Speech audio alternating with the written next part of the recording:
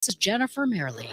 The massive winter storm is bringing damaging winds and heavy snow to Arizona, blanketing roads throughout the northern plains and upper Midwest. I think there's a song out there that says, "Here we go again." This could be a long duration. In South Dakota, officials urged residents to stay indoors with blizzard conditions expected over the next few days. Unless you legitimately have a need to be out traveling, to stay home and bunker there if you can. It's not worth the risk to yourself. That's Sioux Falls, South Dakota Police Lieutenant Andrew Siebenborn. Before leaving Poland, President Biden reassures a group of Eastern European leaders of America's commitment to the NATO alliance. CBS's Stephen Portnoy reports from Warsaw. The president met here with the Bucharest Nine, the group of NATO leaders whose countries are closest to Russia. As NATO's eastern flank, you're on the front lines of our collective defense, and you know better than anyone what's at stake in this conflict. Asked by a reporter for his view of Russia suspending its participation in the New START nuclear arms treaty, Mr. Biden said Vladimir Putin is making a big mistake. Stephen Portnoy, CBS News, Warsaw. Former President Trump visits the eastern Ohio village trying to recover from a toxic train derailment. Norfolk Southern needs to fulfill its responsibilities and obligations. Trump has criticized the Biden administration's response to the derailment. Transportation Secretary Pete Buttigieg travels to East Palestine, Ohio tomorrow. The U.S. Supreme Court is looking at two cases, considering whether social media companies like Twitter can be held liable for harmful user-generated content. Today's case involves a lawsuit against Twitter by American relatives of a Jordanian man killed in a massacre in Istanbul. CBS legal analyst Thane Rosenbaum. Yesterday's case dealt exclusively with whether Section 230 shields internet companies from civil liability such that victims of terrorism cannot seek damages in court. Today's oral argument was more specific, whether social media companies can be found liable for aiding and abetting terrorists who use their platforms. Decisions are expected by the end of June. 5 employees of an environmental consulting firm have died in a small plane crash near a Little Rock, Arkansas factory. Now this. Now there's a simple, easy, and effective way to clean your nose and protect your health. It's called Navage. Navage. Available at Navage.com. Attention. Shenyun, a performance that truly matters to every one of us, is coming March 7th through April 2nd to Mahaffey Theater, St. Petersburg, and RP Funding Center, Lakeland. Shenyun revives 5,000 years of civilization through choreographed dance, music combining Western and Chinese instruments, and dynamic 3D backdrop. Come and see it once in your lifetime. Tickets at shenyun.com/FL. Hi, this is Prior Smith speaking from Toronto with an invitation to join me Monday through Friday at 9 a.m. and 12 noon for Canada Calling, the daily update of news from home for vacationing Canadians, right here on WTAN Clearwater Dunedin, 1340 AM and 106.1 FM, on WDCF in Dade City, 1350 and 102.3 FM, and on WZHR in Zephyr Hills at 1400 and 104.3 FM. That's Canada Calling on the Tan Talk Radio Network. It's rich, refreshing, and rewarding. Tune in every Wednesday from 9 to 10 p.m. for the positive, powerful, and provocative Rich Kemp Live radio show. Your host, Bahamian empowermentalist Rich Kemp, will spend the hour empowering you to empower you. You don't want to miss this uplifting hour every Wednesday from 9 to 10 p.m. That's Rich Kemp Live on the Tan Talk Radio Network. And visit his website, rlkemp.com. Tune in Saturdays from 3 to 5 p.m. for Miss Sarah's Dynamic Gospel Power Show. That's 2 hours of great gospel music every Saturday from 3 to 5 p.m., all brought to you by the Ozona Pig Restaurant in Ozona. Yes, that's every Saturday from 3 to 5 p.m. It's Miss Sarah's Dynamic Gospel Power Show. Tune in on the Tan Talk Radio Network. Thinking about starting your own business? Then you need to listen to the Entrepreneur Opportunity Hour every Thursday from 6 to 7 p.m. There's nothing more rewarding than starting your own business. Gene and Mr. Dukes will bring you tips and advice from themselves and other entrepreneurs that will help you get started. Have you already started your own business? Then call in and share your story to help other entrepreneurs. That's the Entrepreneur Opportunity Hour every Thursday from 6 to 7 p.m. right here on the Tan Talk Radio Network. Are you a writer, inventor? Do you have questions about your intellectual property rights? Well, tune in every Tuesday and Thursday morning at 11 o'clock for Joy on Paper. Once a month, I will have a special guest, the writer's legal eagle, Bill Larson of Larson & Larson, who can answer your questions. Protect your valuable work. Email me your questions to patsy.radio@gmail.com and then listen in every Tuesday and Thursday at 11 a.m. right here on Tampa Bay's Tan Talk Radio Network. That's patsy.radio@gmail.com. Hi, this is Jay Leno. Hey, this is Ted Nugent. Hi, everybody. This is David Hobbs. Hi, this is Bob Varsho. Hey, this is Danny the Count Coker. Hey, this is comedian, author, and most importantly, vintage race car driver Adam Carolla. Hi, this is Shirley Cha-Cha Muldowney. I'm John Forrest. Hey, this is Jack Roush. And you're listening to Nostalgic Radio and Cars. That's Nostalgic Radio and Cars with the most fascinating and legendary names in motorsports every Tuesday from 7 to 8 p.m. right here on the Tan Talk Radio Network. Join the Tampa St. Pete Sports Connection live from Ferg Sports Bar and Grill every Saturday from noon to 2 as we cover Tampa Bay sports, from the Pee-wees to the preps to the pros, providing a positive perspective in our weekly interviews with NFL alumni and Florida Sports Hall of Fame inductees, as well as collegiate, high school, youth coaches and players, conversations from the clubhouse, as well as entertaining guests weekly. So be sure to have a championship day with the Tampa St. Pete Sports Connection Saturdays from 12 to 2 on the Tan Talk family of stations. Tampa Bay's Tan Talk. Entertaining and informative radio for the Sunshine State. You're listening to the radio. People all over the world.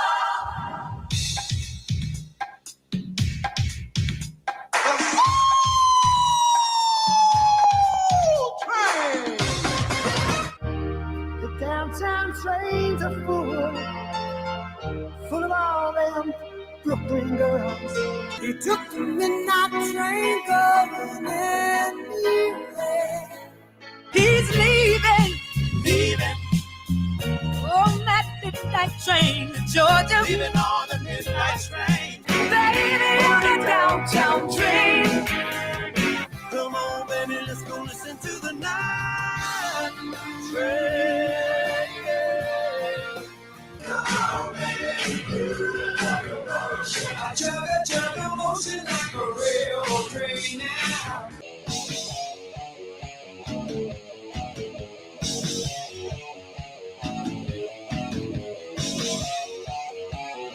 I'm going off the rails on a crazy train. I'm going off the rails on a crazy train.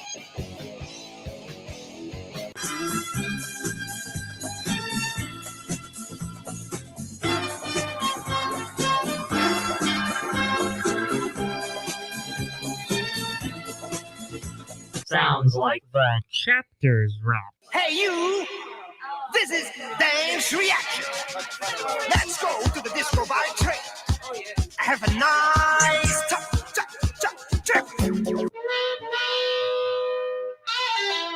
I'm on a train. I met a neighbor. She was a Hester. On a rock up train. She was pretty from New York City. The train gets rolling all night long. The train gets rolling all night long. The train gets rolling all night long. Let's train to London. Just heading out. Come on, ride the train and ride it. Come on, ride the train and shoot and ride it. Come on, ride the train and shoot and ride it. Come on, ride the train and shoot and ride it. Come on, ride the train and shoot and ride it.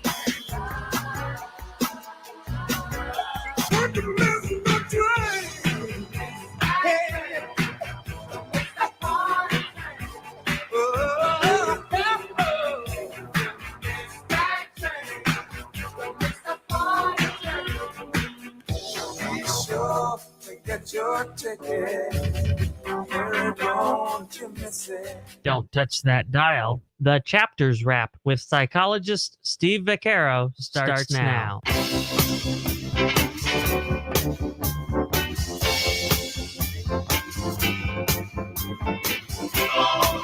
Everybody, don't start a love tree.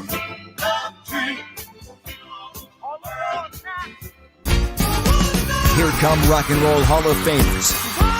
Frankie Valli and the Four Seasons. Friday and Saturday, February 24th and 25th at Ruth Eckerd Hall. 19 top 10 hits with Frankie Valli and the Four Seasons. Reserved seats on sale now. Buy tickets at rutheckerdhall.com. Don't miss Frankie Valli and the Four Seasons live. All right, people, let's go. This is Foreigner's farewell tour announcement video. We've got to come up with something fresh. I mean, after all, in this room are the greatest music marketing minds in history. Okay, let's start from the beginning. Casting is key. It feels like the first time. Feels like the Hey, man, you're interrupting my flow. All right, where was I? Oh, the music, right. The hits. We gotta hear the hits. 16 top hits! You're as cold as ice. Well, I'm hot-blooded. Checking to see. I wanna know what love is. With that in mind, there's only one rule that I will not budge on. I always do my own stunts.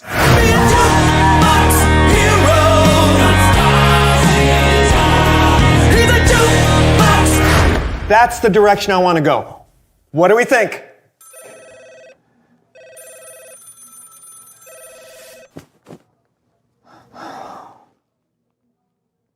I'm surrounded by dummies.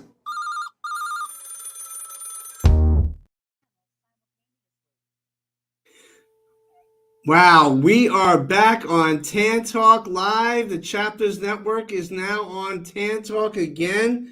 We've missed you so very much. Tan Talk Radio Network, AM 1340, AM 1350, AM 1400, FM 106.1, FM 104.3, tantalknetwork.com. And we are back with Anna and Bobby. We're reaching out to St. Petersburg, Clearwater, and Tampa Bay. It's the 17th largest venue, the spot here in the country. And also, we are back on the network, and we have some very exciting news to share. Bobby, how you been, man? Hey, Steve, I've been doing pretty good. How about you? Doing well. How are things back in Clearwater there?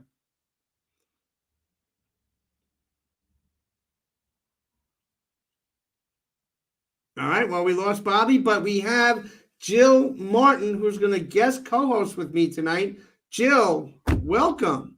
Thank you very much for having me. What fun we're going to have. We're going to have a lot of fun, and we got Bobby and Anna behind the scenes doing great things. Anna's in New Jersey. Bobby's in Florida. You're on the East Coast of Florida. I'm in New York tonight, but Tan Talk Network welcomes you, Jill. Thank you very much. I'm glad to be part of the team. Look forward to a lot of fun things to come. Yes, and you have on behind you, you're going to be starting your own show next week. Talk about your show and why you want to start that show. Well, it's called Worth the Price of Admission. And obviously, a lot of it has to do with my late husband, Billy Martin, who certainly was all of that. And we'd like to bring to light some different things in his life and a little bit of some of my life with him, and a few other wonderful subject matters that we'll get into with many guests.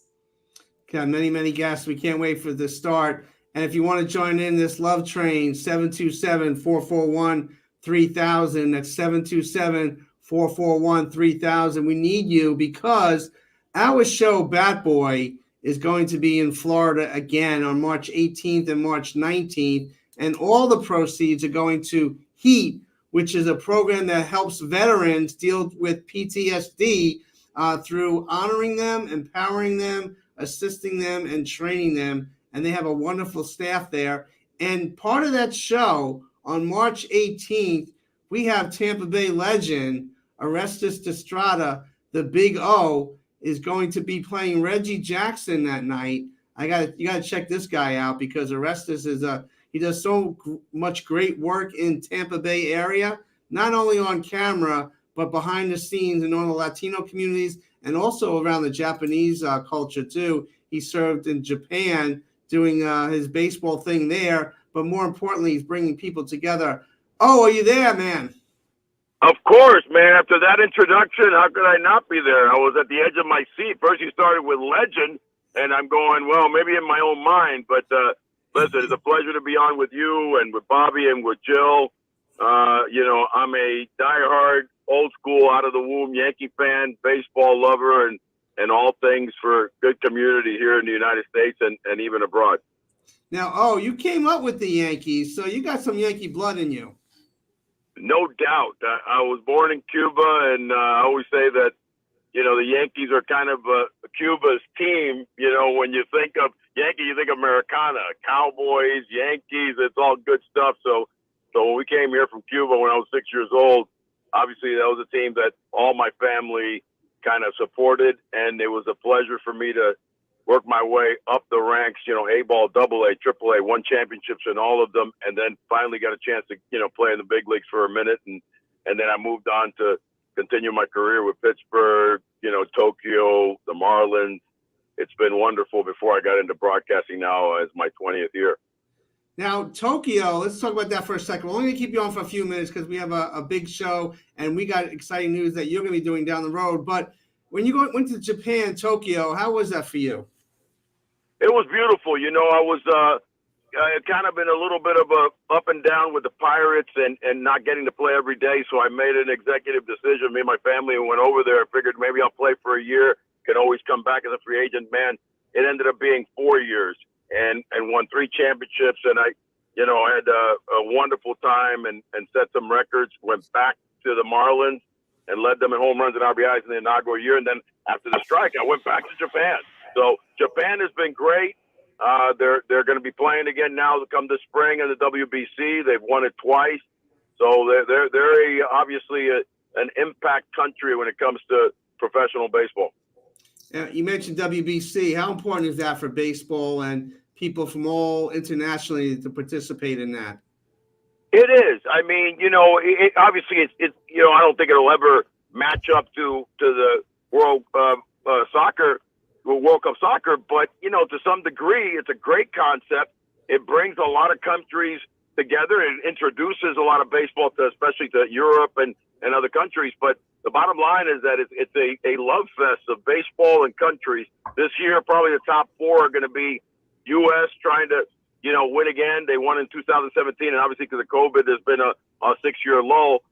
Dominican Republic is probably the favorite. I would say the top 4 are U.S., Dominican Republic, Puerto Rico, and then Team Japan. With Shohei Ohtani and those guys, you can never count them out. But it's something special. Miami will be the main hub for quarterfinals, semifinals, and the finals. That'll be during the 3rd week of March. So it's a big deal, and the MLB has done a great job with it, and I think it's going to be wonderful again.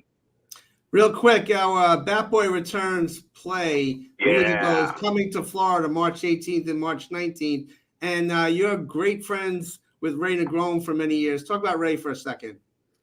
Well, Ray is phenomenal, and kind of talking about the Yankee lore, he's kind of been a guy that's been involved for over 50 years with the Yankees. Started out as a young kid that was kind of took under the helm by Mr.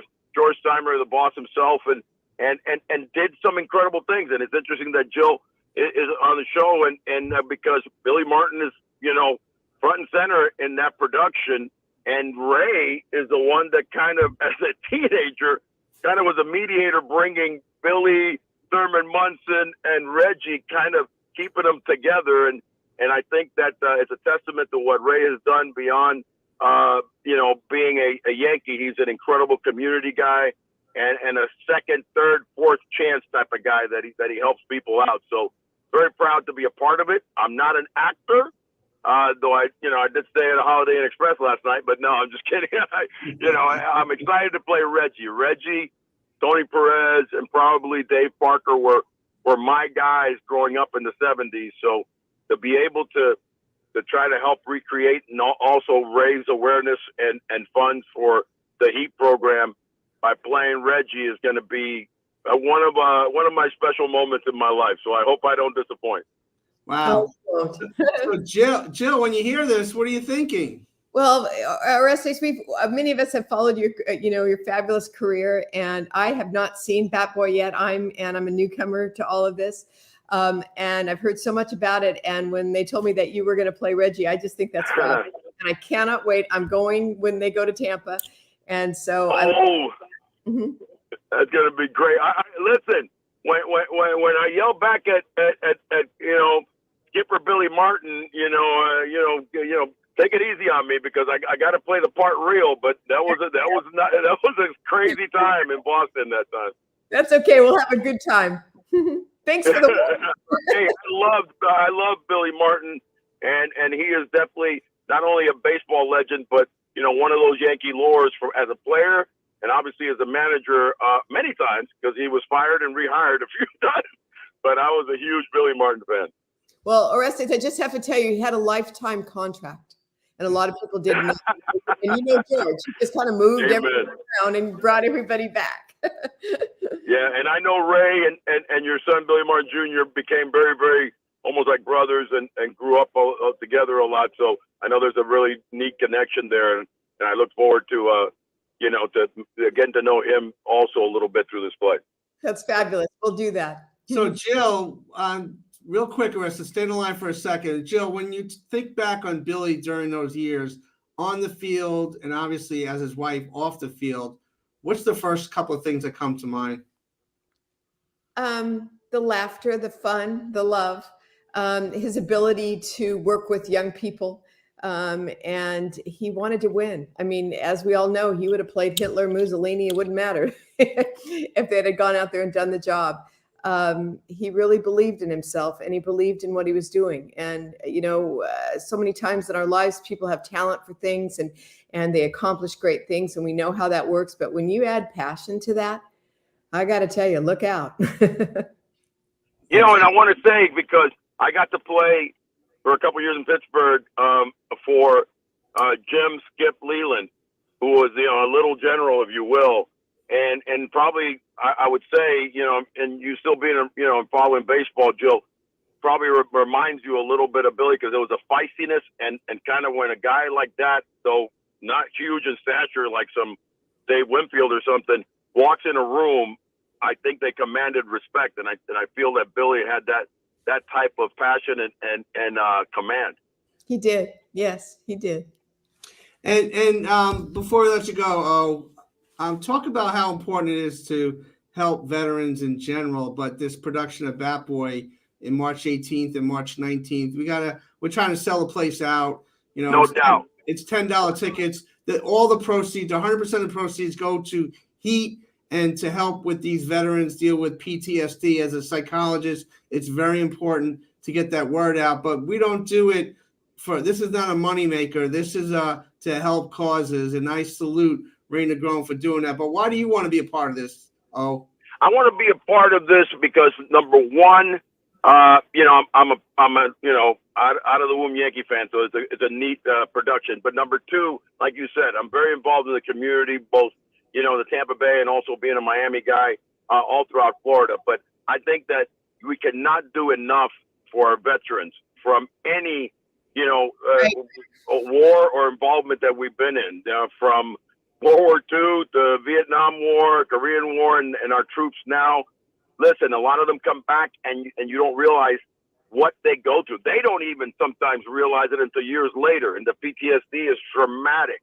And I think that what they're doing at HEAT, it should be commended and supported. So please come on out, $10 a ticket.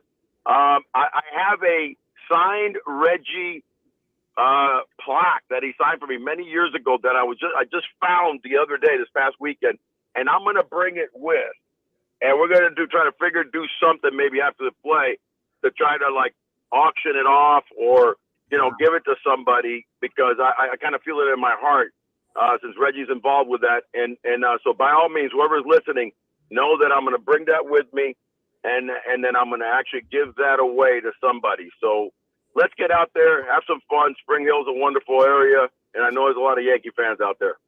Oh, I can't thank you enough. And you're being from New York. You play in New York. Did you ever play stickball, I played stickball. I mean, I didn't grow up much in New York, but as a kid, I used to go visit a lot of aunts and uncles that I had over there that didn't migrate to Miami. So every summer, I would come and spend 2 weeks with my aunt and uncle, watch Yankee or Mets games.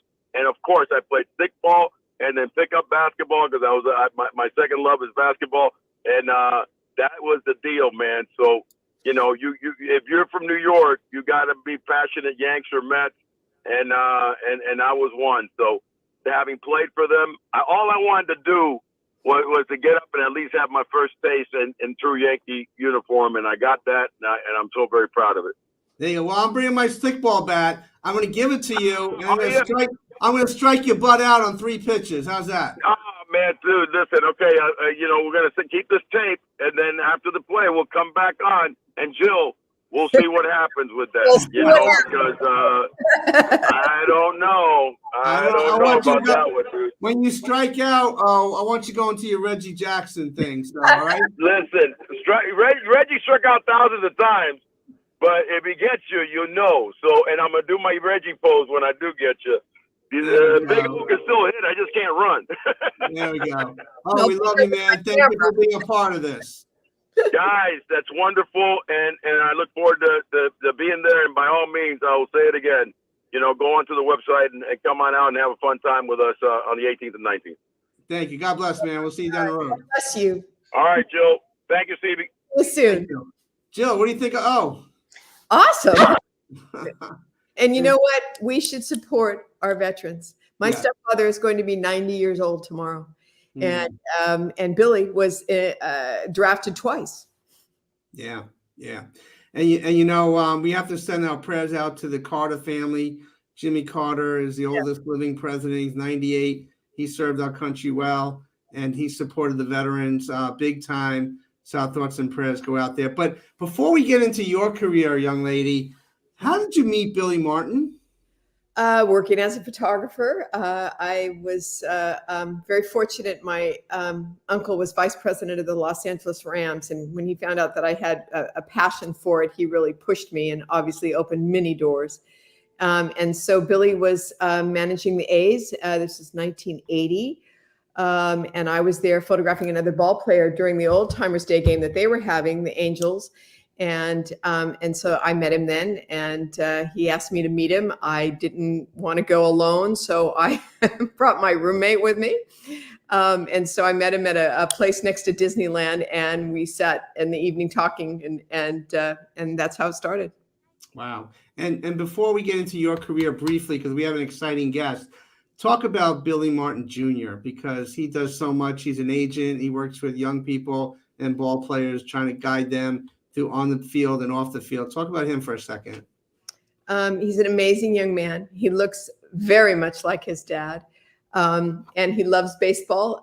He certainly wanted to be a pro himself, but that wasn't in the cards.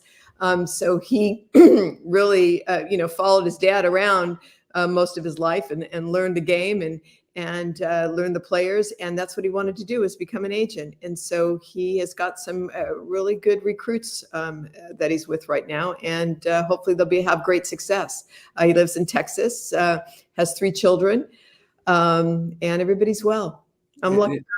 And both of you will be in Tampa March 18th and 19th. We're really excited about that. I'm going to play Billy in a few scenes. And so I'm so excited to be there to support him. Yeah, it's gonna be a great thing. But let's get into your career a little bit before we get to our special guest tonight. We start off with the Foreigner commercial. Now, I understand you were working with Live Nation at times. You had front row to the greatest musical acts of all time. You must have had a ball doing that. You know what? It was truly a job that I don't know if I've ever had one that's been more exciting and fun. I certainly was a sports photographer and did a lot of stuff. I worked for Associated Press, the LA Times, New York Post. And when Billy passed away, I kind of lost passion. I didn't want to pick up a camera, and which I regret to this day. And then later on, several years later, I had the opportunity. My brother-in-law worked for Paul McCartney and Jackson Browne, and he called me up one day and said, "Hey, I know you moved to the East Coast, and you need to go over and check out this venue in Mansfield, Massachusetts, and they're having a special show tonight." It was Bonnie Raitt, Jackson Brown, Bruce Hornsby, and David Lindley. And he said, get whatever tickets you can. And we did. And once again, it was only 10 minutes away. And so we became members, our family. And so we would go to concerts. And then I approached the woman that was running the place to show her my work, and they hired me.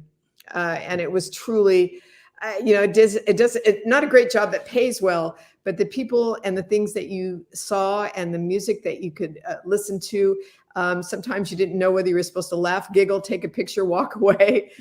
It was amazing. And I was lucky. I had great equipment. I had great mentors. The lighting was fabulous there on many occasions. So I was able to look like I knew what I was doing.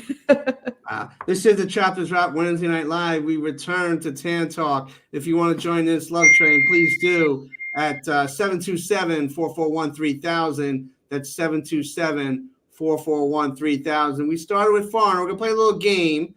I'm going to play a song, not this one, the next couple of songs, because you've taken great pictures, photographs of these acts. So I picked out a couple people from your book, from your books, and we're going to play a little game here. But the first one, Kelly Hansen, who is not Lou Graham, but he's carried the baton for Foreigner. And we have a little snippet of Long, Long Way From Home before we see that picture. Let's check it out. It was a Monday, a day like any other day. I left a small town where the apple in decay. So, Joe, when you're front row with Kelly Hansen taking a picture of Foreigner, and there's them with a choir, I Want to Know What Love Is. What was that experience like? Well, he's very much a people person, and I had great access. Right there, you see that his hair, he's got sweat and everything, but he had a head of hair. There you go. That was amazing. And he was all over the place, and he would play to your camera. And once again, like I said, lighting and access is everything in that particular type of photography business. And he was just wonderful. Of course, the music we all grew up with, an amazing talent. Amazing talent. And for a number of years now, our nonprofit has collected used instruments for the band Foreigner. We've done it a couple of times, and they're returning to Long Island, their farewell tour, which we saw at the beginning of the show on August 2nd at Jones Beach Theater. We're collecting instruments, and we're asking people to help out because those instruments go to programs, nonprofit programs, families, and schools that are in desperate need of music. And we don't want to cancel those programs in these schools. So we're doing our part to support Foreigner and their efforts. Great, great picture. So I'm going to show you, you're going to put another song on. She was in the Super Bowl. Let's see her promo. Listen to a song and you guess the song. How's that, Jill? Okay. All right, let's check it out. But you put on quite a show. Really had me going. But now it's time to go. I don't have a buzzer, but you know the song? Yes, Take a Bow. Take a Bow. Rihanna. You photographed Rihanna. How was that night? So amazing and so much talent. And she's sitting on the stage right there, and she was right in front of me. So emotion, so beautiful. Her voice was just pitch perfect. An amazing entertainer, and everybody just swayed their bodies and sang along with her. And she's just amazing, amazing talent like Michael Jackson. She performed at the Super Bowl at halftime.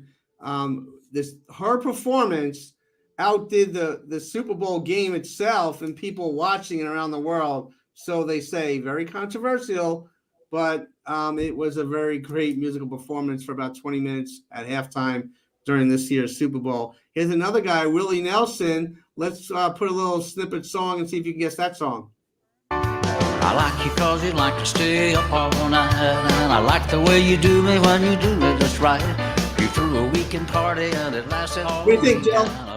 That's Crazy Like Me, and there's Willie. Amazing. One thing that I will always remember, when Billy passed away and I had gone to Frankie Campbell's funeral home to obviously get things going, his bouquet of flowers was the first to arrive. I will always remember that. During my time with Billy, Willie would come in and out of town and perform in many places, and he would always call us, and we would go and we'd sit on stage with him. And that particular picture, though, was taken in Fort Pierce. Willie plays a lot of smaller venues now, obviously.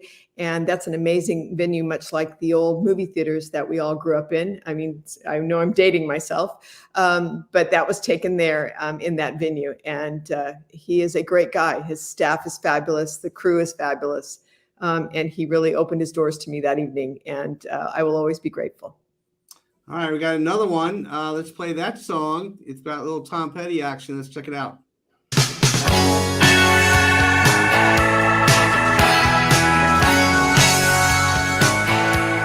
I know you know this song. Of course, don't we all, right? Refugee, of course. Yeah. He would come to the venue on a yearly basis, and he and his band members loved the camera. And they would remember the people year after year. And God rest his soul, an amazing talent. But he just was made himself so accessible to us for us to do our jobs. Because, when you go in there as a photographer, if they don't know you, you get 3 songs, no flash, and you got to get the heck out of there. And if you follow the rules sometimes and they come back and they remember you and you're lucky enough to have a job the following year, they usually let you stay a little longer. And his band did that. Great group of guys. Wow. And keep in mind, these are pictures, these are photographs, unbelievable photographs that you took, which is remarkable. We have one last person. He's an American Idol judge. He does a great performance in concert. He's one of those old school Motown kind of guys with the Commodores. Let's check out that song and see if you can guess it, Jill.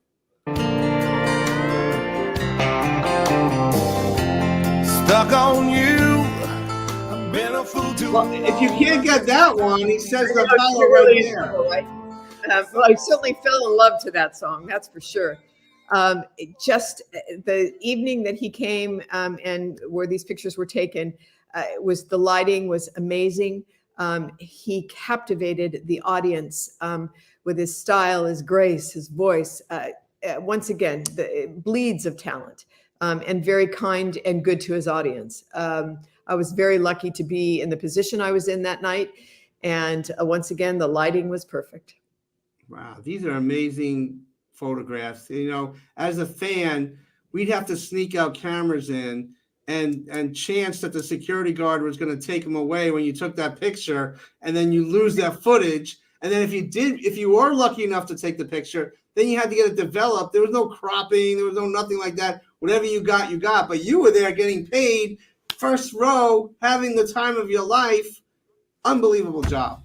Well, thank you. But I did exactly what you did too. I can remember photographing Mick Jagger and taping my camera lens to my calf to get into Anaheim Stadium to photograph he and Bob Marley. So I have to tell you, I've been there, done it, and I do it all again. Wow, there we go. Well, this is great. Your show, Worth the Price of Admission, is going to start next week, but we have a special guest, right? Yes, someone that I've known for over 40 years.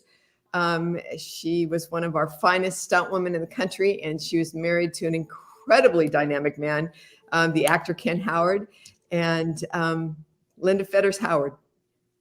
Well, before we bring her on, Ken Howard did a great show in the 70s, like White Shadow, right? Yes, fabulous basketball show. Yeah, let's check out the theme song before we bring Linda on.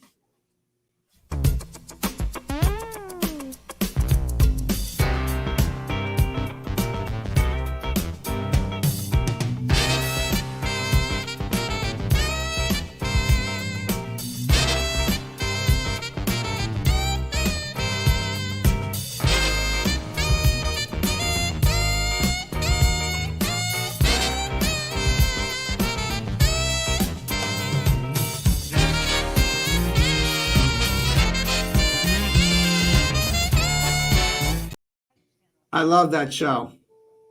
It was a good one, huh? Yeah. Well, let's bring our special guest on, Linda Howard. Linda, you there? I am here. Hi, guys. Nice to be on. Hi, beautiful. How are you? I'm doing well. This is going great. I'm learning all kinds of things about my friend of 40 years. This has been extremely interesting. That's great. Linda, you should be honored. She called you beautiful. She didn't call me beautiful. But anyway, you are beautiful because you have such a brilliant career. And you guys know each other for 40 years, Jill? It's got to be at least that, doesn't it, Linda? I believe so. I believe so. Maybe the other day we could go deep with this, right? We could, yes. This is a whole nother series of shows. Wow. So Linda, we start off right now with the White Shadow and your late husband Ken Howard. Talk about your relationship with Ken. Well, you know, it's funny. I never saw the White Shadow until after we were married, and we happened to be in Hawaii, and I could not sleep. Ken was sound asleep, so I grabbed the remote and I'm jumping around on some strange channels, and all of a sudden it's 2 a.m. Here's the White Shadow. And I remember they showed 2 or 3 episodes in a row, and I was just laughing and crying. And when he woke up the next morning, I said, I got it. I finally got it. I understand why the show was such a huge success. And Ken actually created that show. A lot of people didn't realize that. And he took it to Bruce Paltrow to produce because of his relationship that he had with Blythe Danner. They had done a number of shows together, and he liked Bruce an awful lot. And back in those days, 1978, 79, the stars did not produce. So he was comfortable in handing it off with an understanding that he actually created the show. He and a dear friend of his from college came up with the idea, David E. Marine from Amherst, and made it happen and got it on the air. And it was only on 3 years, but it syndicated quite well, and it was a critical darling. So great show. So Linda, you know, you've done so many things, and we'll get into your stunt work, but you do give back. And I want people to know about the Onyx Breeze website where you help people with their animals. And I just saw that Gabrielle is your national spokesperson. What a wonderful choice. Tell us about that. Well, the Onyx and Breezy Foundation was established in 2004, actually started in 2005, and it was established by Wanda and Mark Sheff out of New York, two of the most amazing human beings that have ever blessed this earth. And they had 2 black Labradors, Onyx and Breezy. One died from natural causes and the other died of cancer. But at the time, they were fortunate enough to have the means to take their dog to cancer treatment in Pennsylvania. And while they were there, they watched a number of people come in that had treatable illnesses with their dogs or cats and couldn't afford to pay for it. So they were forced to euthanize their animals for lack of funds. And Wanda and Mark just looked at each other and thought that we can do something about this. We're in a situation where we can do this. They were both in the world of finance. Wanda chose to quit her job and make it her mission to begin this foundation named after their 2 beloved black labs, Onyx and Breezy. And we met them in 2007, and they asked if Ken would consider being their celebrity spokesperson, and he did just that until he passed away. And after that, Gabrielle Cateras, who was then vice president of the Screen Actors Guild, when she took the helm of president after Ken died, stepped into that position as well for a while. So she has been a big proponent of Onyx and Breezy.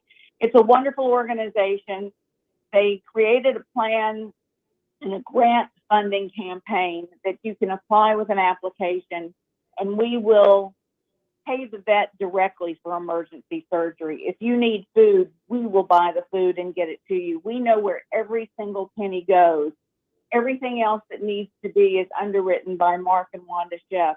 So every penny of every donation goes directly to an animal in need. We have bought bulletproof vests for our police canine units in the Northeast. We have bought cooling vests for our military canines in Afghanistan and provided them. It's truly one of the most amazing organizations that I've ever seen, because truly you just don't see organizations that are capable of giving every money that you send in directly to an animal that needs it.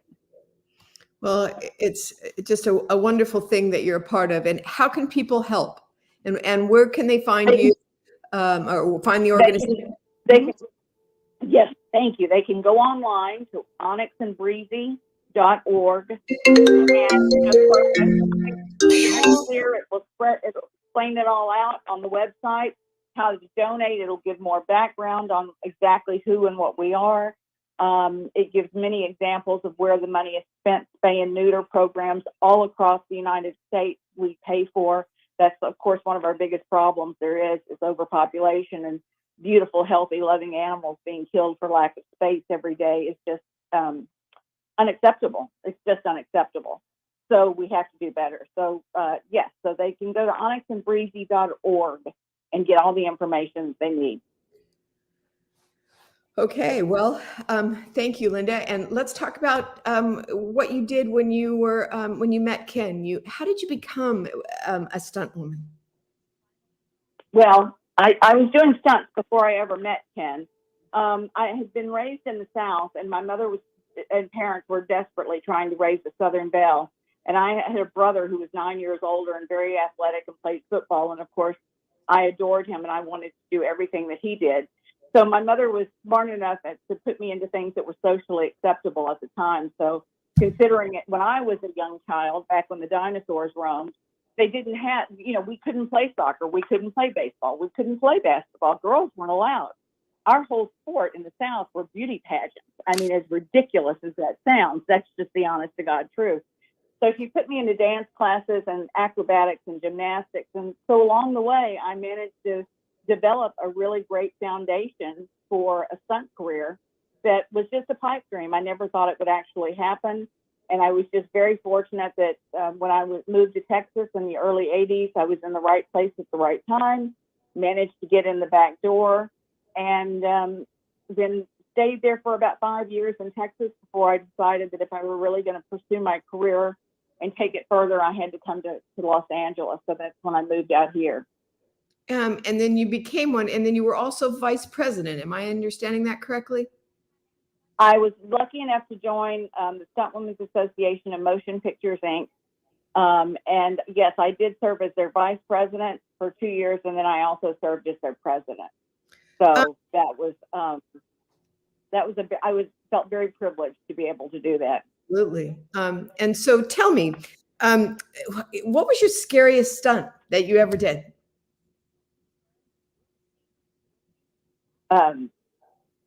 Well, I can tell you the real answer, there are two real answers. One of them was working for Mickey Mantle. That was a stunt within itself sometimes, and that proved challenging on many, many levels. And then reality, I don't know.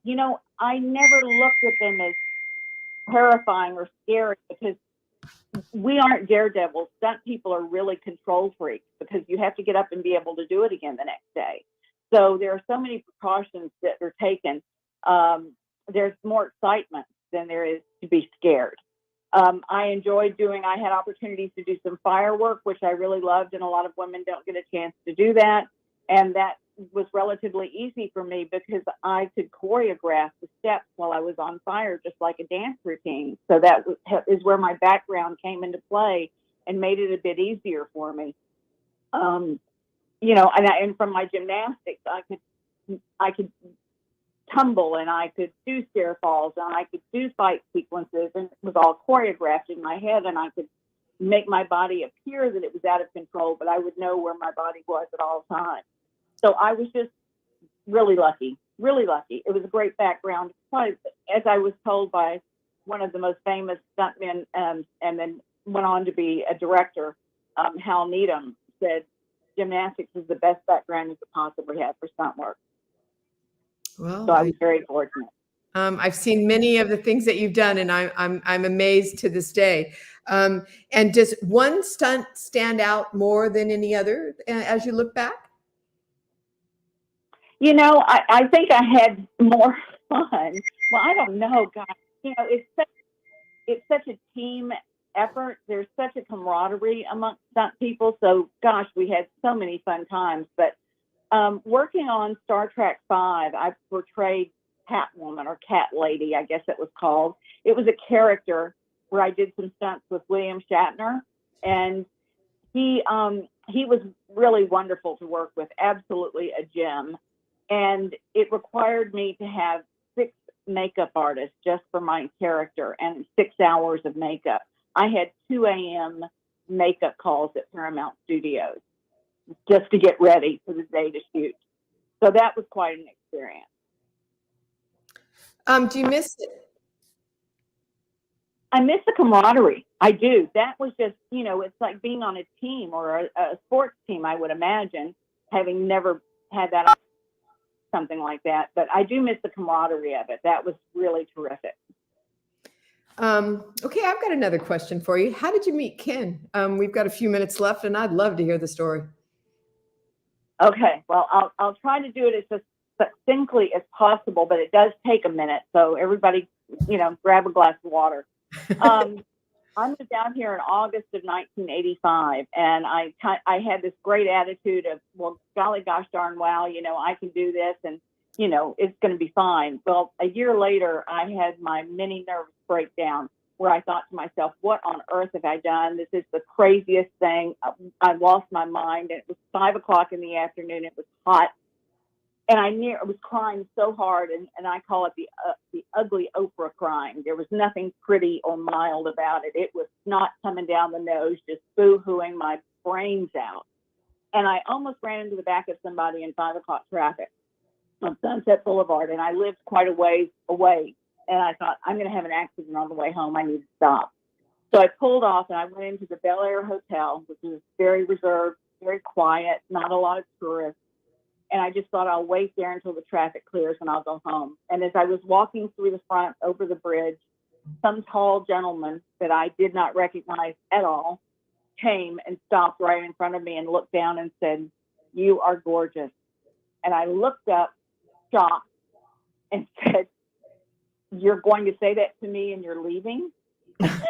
He said, you didn't even say I thought, well, my life's in the toilet now. Of course somebody's going to tell me this now. Sure. And he took the sunglasses off. He reached around to his back pocket, grabbed a handkerchief, cleaned his glasses off, and looked down and said, "I'm married. I have to go home." And I looked up at him and I thought, oh my God. I said to him, "Oh my gosh, of course you do. I completely understand." I said, "Well, thank you so much. I'm literally having the worst day of my life. And you have no idea how much your kind words meant to me." And he said, no, on the contrary. And he walked off and I walked in. And I thought to myself then, I had been out here for a year dealing with a lot of people. And I thought, there's one good one left out here. There's one good guy. I finally met someone that showed any integrity in this town, and I did not forget. That was August of 86. November of 1990, a friend of mine called, wanted to know where to stay. I said, "Stay at the Bel Air Hotel. You'll never stay anywhere else." Came in for dinner. We had dinner. We went into the bar, the piano bar afterwards, and we're sitting chatting because we were catching up. I hadn't seen them in a long time. And I looked through the other door, and there came that great big tall guy again. And he sat down at the end of the bar across the room with 2 gentlemen. They looked very friendly. He had 2 drinks and he left. So as my friend and I were leaving, I walked over and I said, "Excuse me, can you please tell me who your friend was who was just here?" And they said, "Oh, yes, his name is Ken Howard. Do you know him?" And I said, No. I said, "I was having a horrible time a few years ago, and he was just very kind to me, and I never forgot him." And they said, "Well, he doesn't live here. He lives back on the East Coast somewhere. He's in Massachusetts or Connecticut or something." And I said, "Oh, okay." And I said, "Well, if you see him again, tell him I said thanks." And I started to walk off, and they said, "But wait, what's your name?" And I said, "It doesn't matter. He never knew my name to begin with." That was November of 1990. February of 91, I moved into my new building in Brentwood, 555 South Barrington. I'm there for a couple of weeks, and the office downstairs calls. They want me to come down and get me off their little list of responsibilities of anything that's not working correctly. I put them off. A girlfriend of mine, Maria Kelly, also a stunt woman, working in Palm Springs on a show called P.S. I Love You, being directed by Peter Hunt, who's Devlin Connie Selica. She asked, "I know you love the desert. Come on out and hang with me." I said, "Any other time I would take you up on it. I so appreciate it. But thank you. I just moved into a new apartment and I've got to get organized. But thanks for thinking of me." About a week later, I'm hearing this pounding on top of me from the apartment above me. So the next day when I go down finally to the office to talk to them, I said, geez, guys. I said, you've obviously let someone move in above me. I said, who moved in? Freaking Bigfoot? And they said, no. Do you know who Ken Howard is, the actor? And I just went white. I literally just went white. And they kept saying, are you all right? And I said, no. And I said, you mean he and his wife moved in above me? And they said, oh, no, we assure you, he's by himself. We rented his furniture. And so I canted this story to them, and they were just gobsmacked. And they said, well, he's out of town. Would you like us to give him a message? And I said, no. Let me absorb this. Thank you. No. So several weeks later, I hear him once again on top of me. And I wrote a note, and I put it on his newspaper outside of his apartment. And about 1 o'clock that afternoon on April the 26th, which was a Thursday, he called and he said, hi. He said, I'm sorry. He said, this is Ken Howard. He said, I've been traveling. I've been on the telephone all morning, and I just went out to collect my newspaper, which I hadn't even realized I had one, and I found your lovely note. He said, have we met? And I had not really thought this part through very clearly, so I started stumbling, and I said, well, yeah, actually, I was having a really bad day about 5.5 years ago, and you were coming out of the Bel Air Hotel, and I was coming across the bridge, and he stopped me, and he said, wait, you're here in the building? And I said, I am directly beneath you. And he hung up the phone, and 2 minutes later knocked on my door, and I opened the door, and he looked at me. He said, it's you. And he walked in the door, looked up, and he said, there is a God. If you're a good guy, there is a God. We got married 10 months later at the Bel Air Hotel. We were together for 26 years. And my girlfriend, Maria Kelly, that had called me from the desert, was doing stunt doubling on a show, P.S. I Love You. Ken was the guest star. Had I gone to visit her, I would have met him then, not knowing that he had rented the apartment 1 week to the day that I moved in after me. So we had two guardian angels that were working feverishly to put us together. Yes. I've often said, I'd love to have an odds maker from Vegas, try to work that one out. There we go. Huh? Oh, Linda, it's been such a pleasure to have you here tonight. And I hope you come back when my show starts and we can delve into a little more history. Oh, well, we've got some history, so I'm sure we can find something to talk about. And Linda, thank you very much for all. Linda, I'm so excited for you. Yeah, Linda, thank you for all the great work you do. It's amazing what you do. What I love most about you is your thick Brooklyn, New York accent. I've been trying to lose it for so long. I just can't get rid of it. There we go. Linda, thank you so very much. I know you're in the West Coast, and I'm so happy that you and Jill have been friends for all these years. God bless. Thank you, honey. I'm like a bad penny. Can't get rid of me. Thanks so much, guys. Enjoy. All right. I'll talk to you soon. Bye, wow. honey. What a guest, Jill. What a guest. I had a lot of fun with her. We traveled around and met a lot of people and did a lot of things and flew a lot of places together. I really enjoyed her company. And Ken was an amazing man. He would come to my farm to see the horses. He would call us when he was in town doing a play. Saw him in that fabulous Tip O'Neill play he did in Boston. A wonderful man, a very, very wonderful man. Real quick, almost out of time. Jill, what's your show going to be all about? Worth the price of admission. And music and people and baseball and a lot of laughs. I think we're done. And you even filmed the Banberry. You took a picture of the Banberry, and we're ending with Done, their hit song. Yes. God bless, Jill. See you next week. Thank you. All right, everybody. See you later. Bye-bye.